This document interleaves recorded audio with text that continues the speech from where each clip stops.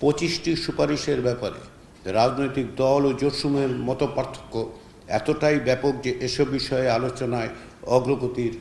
সম্ভাবনা নেই। সেই বিবেচনায় কমিশন দ্বিতীয় পর্যায়ের আলোচনা থেকে বেশ কিছু বিষয়ে বাদ দেয়। এর মধ্যে উল্লেখযোগ্য হচ্ছে রাষ্ট্রপতি, প্রধানমন্ত্রী ও সংসদের মেয়াদ হ্রাস করে 4 বছর করা, বাংলাদেশকে 4টি প্রদেশে বিভক্ত করা, সংবিধানের প্রযোজ্য ক্ষেত্রগুলোতে রিপাবলিকের বাংলা হিসেবে নাগরিকতন্ত্র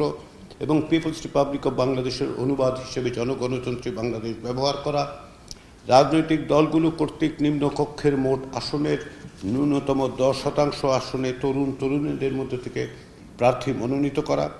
সংসদীয় নির্বাচনে প্রতিদ্বন্দ্বিতা করার ন্যূনতম বয়স কমিয়ে 21 বছর করা, একটি স্থানীয় সরকার কমিশন প্রতিষ্ঠা করা, জাতীয় নির্বাচনের আগে স্থানীয় সরকারের নির্বাচনের আয়োজন করা,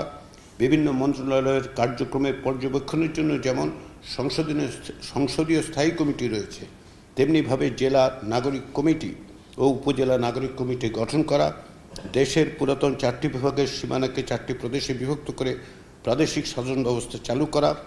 বিদ্যমান জেলা পরিষদ ব্যবস্থা বাতিল করে জেলা পরিষদ সমূহের সকল সম্পত্তি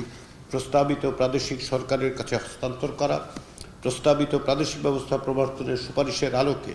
ঢাকা মহানগরী, টঙ্গী, কেরানীগঞ্জ, সাভার ও নারায়ণগঞ্জকে নিয়ে প্রাদেশিক সরকারের সমপর্যায়ের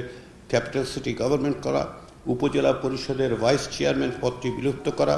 পৌরসভার চেয়ারম্যান, ওয়ার্ড মেম্বারদের ভোটে নির্বাচন করা এবং মন্ত্রী, প্রতিমন্ত্রীদের একান্ত সচিব, সহকারী একান্ত সচিব মন্ত্রীদের অভিপ্রায় অনুসারে সিভিল সার্ভিসের বাইরে থেকে নিয়োগ করা। এই বিষয়গুলো যেহেতু রাজনৈতিক দলগুলোর মধ্যে এতটাই মতপার্থক্য ছিল